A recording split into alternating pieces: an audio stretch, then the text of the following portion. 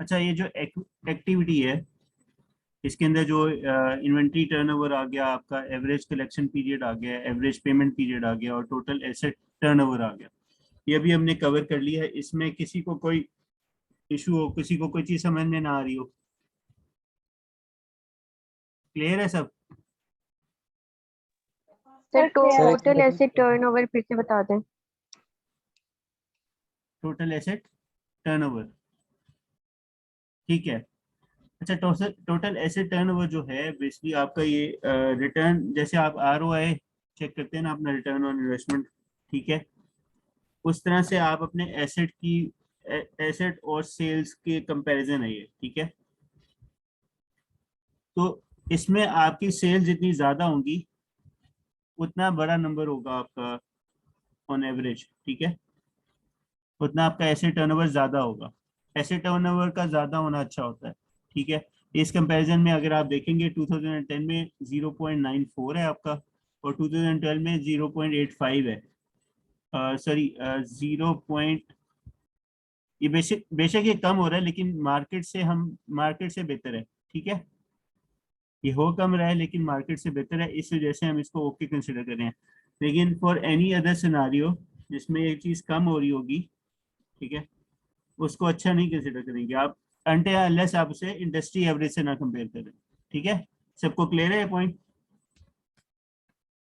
Yes sir. ठीक है, अब हम अगले पे आते हैं, डेप्ट रेशो। ये जो लेवरेज की बात हम कर रहे थे कि फर्म के अंदर एक रिस्कीनेस होती है अगर वो कर्जा लेके इन्वेस्टमेंट, मतलब कर्जा लेके चल रही है अगर कंपनी, तो और वो कर्जे पे कितना रिलाय करती है, ये इंपॉर्टेंट होता है किसी भी इन्वेस्टर के लिए इन्वेस्ट करने के लिए उस कंपनी में, कि इस टोटल इक्विटी कितनी है इसके अंदर, ठीक है, इस बिजनेस के अंदर, और इसमें कर्जा कितना लिया हुआ है उस कंपनी ने। तो इसमें आपके पास डेप्ट रेशो आती है जिसमें total liabilities over total assets आप करते हैं, और इसका जैसे इस कंपनी के लिए कंपैरिजन हुआ हुआ है, 36.8% है 2010 में, और 2012 में आपका है 45%, ठीक है। अब ये डेप्ट रेशो इसमें हाई हो गई है, तो ये वैसे तो आप अगर कंपैरिजन करेंगे अच्छा नहीं है सिनारियो, ठीक है, कर्जे पे रिलाय करने लगी कंपनी, अच्छा सिनारियो नहीं है, लेकिन उसने इसको ओके कंसिडर किया। कोई इसका एक्सप्लेन करना चाहे?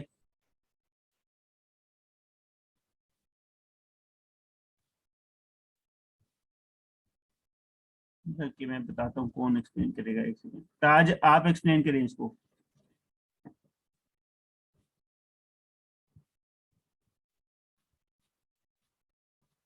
Please explain this Taj.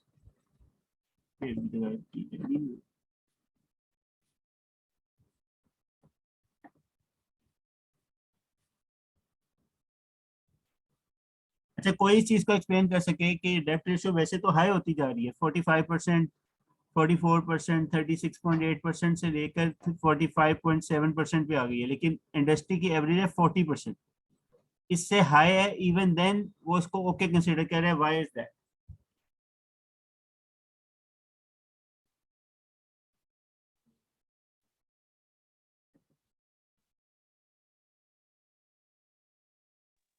Sir आप बता दें।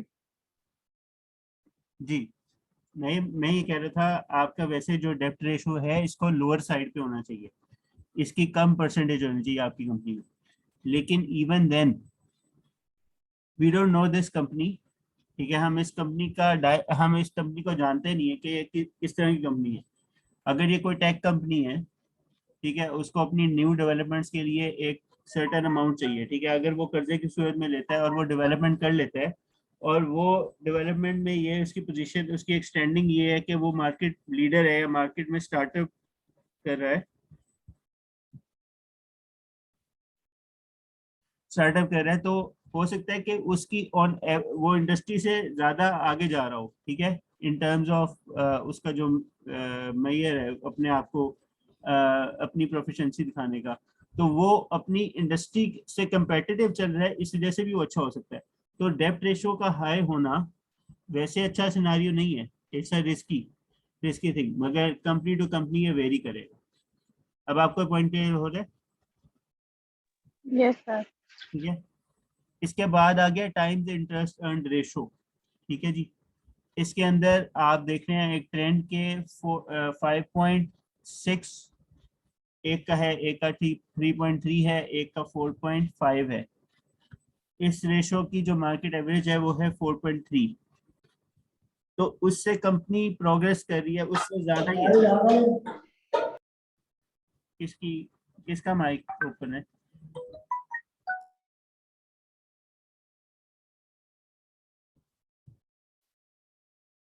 आवाज आ रही है सबको? Yes sir. जी सर आ रही है। ठीक है। तो टाइम इंटरेस्ट रेशो जो है, इसके अंदर भी आप यही कंपनी के अंदर डेब्ट कंसिडर करते हैं कि कितना ज्यादा है या कितना कम है। ठीक है।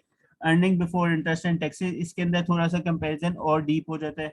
आप इंटरेस्ट और टैक्सेस को हटाकर बाकी का आप सिनेरियो डिस्कस कर रहे होते हैं, इसमें देख रहे होते हैं। तो इसके अंदर क्या है, अगर यहाँ पे आप देखें इंडस्ट्री एवरेज दे रहा है 4.3। ठीक है।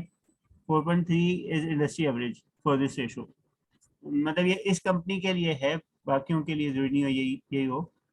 तो हम इसको कंपेयर जब करें तो हम देख रहे हैं कि 4.5 अभी भी इंडस्ट्री से बेहतर है। ठीक है। 2012 में भी ये बेहतर है, तो इसलिए हम इसको ओके कंसिडर करें।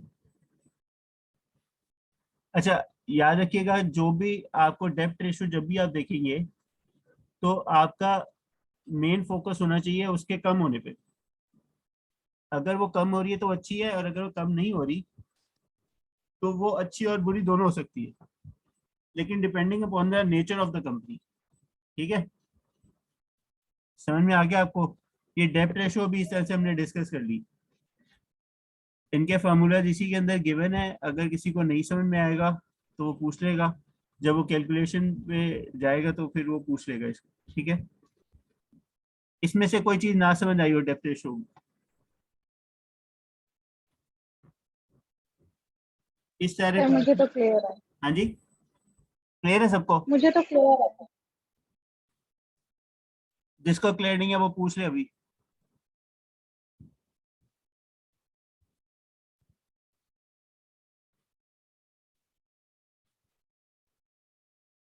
सबको क्लियर है? चलिए हम आगे चलते हैं, प्रॉफिटेबिलिटी के ऊपर आ जाते हैं। प्रॉफिटेबिलिटी के ऊपर मैंने कल बताया था gross profit, operating profit margin और नेट प्रॉफिट मार्जिन, ये तीन चीजें होती हैं। ठीक है। इसके अंदर बल्कि और भी है, आरओआई भी है, आरओए भी है। ठीक है। अर्निंग पर शेयर भी है। ठीक है जी। अब हम एक एक करके सबको डिस्कस करते हैं। ग्रॉस प्रॉफिट के अंदर ग्रॉस प्रॉफिट ओवर सेल्स आपने एक रेशो परसेंटेज निकाली, और उस परसेंटेज में 31% है। 20, एक मिनट, ये अब ईयर्स हमारे जो है यहाँ पे कंफ्यूज हो रहे हैं। 2010 में आपका 31.4 है, 2012 में 32.1 है प्रॉफिट मार्जिन। ठीक है। तो ऑन एवरेज 30 है, तो आप इस बेसिस पे अपना कह सकते हैं कि जी हम एवरेज से ऊपर हैं, हमारा ग्रॉस प्रॉफिट मार्जिन जितना आपका अच्छा होगा उतना अच्छा है आपकी कंपनी के लिए। इसके बाद आ गया operating profit margin, operating profit over sales. ये इसका 14.6% आपका आ गया 2009 में, 2012 में आपका 13.6। ठीक है। इस ईयर के लिए 11% था आपका जो इंडस्ट्री एवरेज था, तो भी आप अच्छे रहे, आपने अपने आप को गुड कंसिडर किया। उसके बाद नेट प्रॉफिट मार्जिन आ गया आपका। नेट प्रॉफिट मार्जिन 8.2 था 2010 में, और 2012 में आपका था 7.2। तो अब आपका एक नेट प्रॉफिट मार्जिन बेसिकली कम हुआ है। ठीक है। लेकिन even then you are good then your industry which is 6.2%। तो आपने अपने आप को गुड कंसिडर कर लिया। ठीक है। इस तरह से कंपैरिजन कर रहे हैं आप, क्रॉस सेक्शनल भी कर रहे हैं, ईयर टू ईयर भी देख रहे हैं, और उसके बाद ऑन एवरेज इंडस्ट्री के साथ कंपैरिजन करके आप अपने आप को गुड और बैड कंसिडर करें। इसी तरह से अर्निंग पर शेयर की बात आ गई। ठीक है। अर्निंग पर शेयर जो है आपका 2010 में 3.26 था डॉलर्स। ठीक है। और 2012 में आपका था 2.90 डॉलर्स। ठीक है। तो जो आपका एवरेज इंडस्ट्री एवरेज है वो 2.26 है।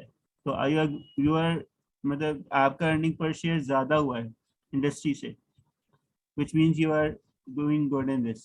तो ओवरऑल अपने आप को आपने गुड कंसिडर कर लिया, ठीक है। उसी तरह से आप देख रहे हैं return on total assets which could be similar to return on your investment, तो return on your investment should be higher, it should be higher, ठीक है। अब यहाँ पे क्या हो रहा है, 2010 में आपका 7.8% था, then it's 4.2, then it's again 6.1, थोड़ा से अप डाउन है, ठीक है। 6.1 फिर भी आपका इंडस्ट्री से बेहतर है, इस वजह से आपका गुड कंसिडर हो गया। इसी तरह से रिटर्न ऑन इक्विटी आ गया आपका। रिटर्न ऑन इक्विटी में आपने बेसिकली रिटर्न ऑन इक्विटी और रिटर्न ऑन टोटल एसेट्स, इन दोनों में डिफरेंस किस किसको पता है? अगर किसी को पता है वो बताए।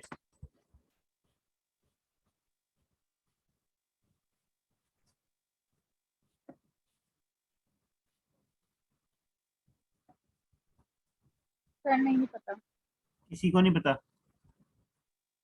नहीं। Sir return on total asset में हम earning available for common stock holder को टोटल एसेट पे डिवाइड करते हैं। अच्छा हाँ बताएं, सॉरी आप बताइएगा। Sir return on total asset में हम लोग जो earning available for common stock holder है उनको हम टोटल एसेट पे डिवाइड करते हैं, जबकि रिटर्न ऑन कॉमन इक्विटी में हम कॉमन स्टॉक इक्विटी पे डिवाइड करते हैं earning available for common stock holder को। नहीं, आपको इक्विटी का पता है? इक्विटी क्या होती है कंपनी के अंदर?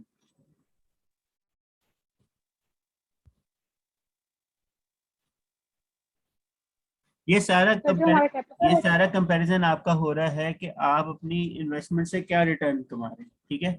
The higher the return the better is for your company, ठीक है। सबके अंदर यही है, प्रॉफिटेबिलिटी रेशियोज के अंदर the higher your return the better is it for your company, ठीक है। यहाँ पे रिटर्न ऑन इक्विटी के अंदर 13.7%, फिर 8.5 नीचे चला गया, फिर उसके बाद 12.6%।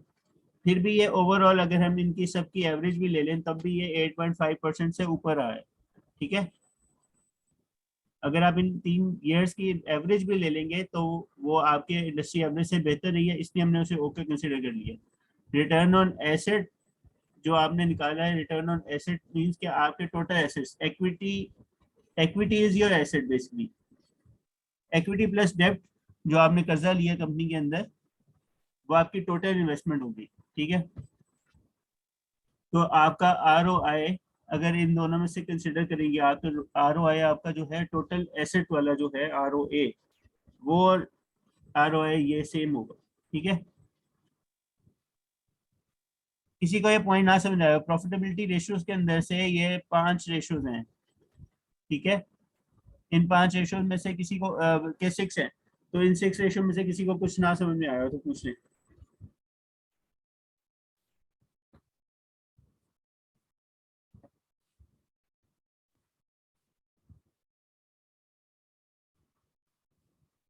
आवाज सबको आ रही है ना? जी यस सर, आ रही है।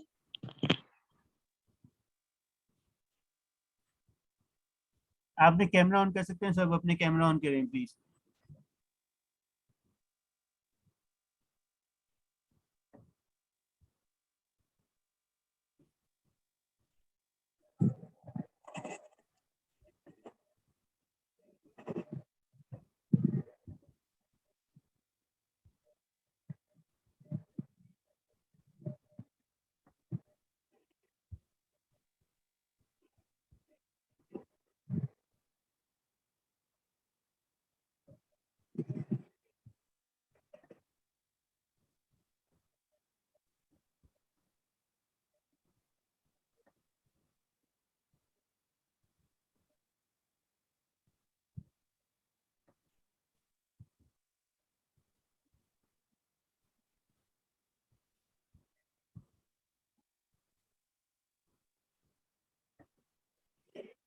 अच्छा, प्रॉफिटेबिलिटी रेशियो सबको समझ में आ गई है? हम आगे कंटिन्यू करते हैं इसको। मार्केट मार्केट एनालिसिस होता है अब आपका। तो इसमें मार्केट प्राइस पर share over earning per share, ठीक है। ये कंपैरिजन हो गया आपका। मार्केट की बुक रेशो, वैसे ये चीज़ हम मतलब बेशक आप यहाँ से पढ़ लें, लेकिन इसकी इतनी कंसिडरेशन नहीं होगी जितनी इससे ऊपर सारी चीज़ों की होगी। Return on equity, return on asset, earning per share, ठीक है।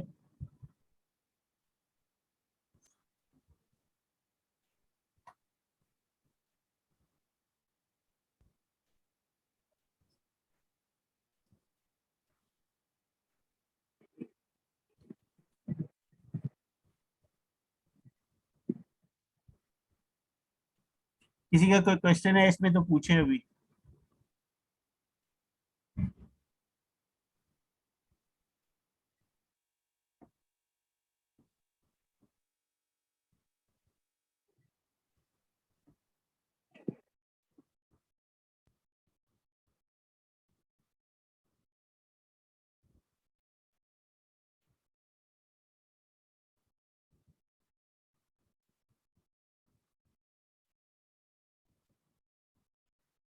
ये क्वेश्चन सॉल्व करिए, मैं बताता हूँ आपको कौन सा।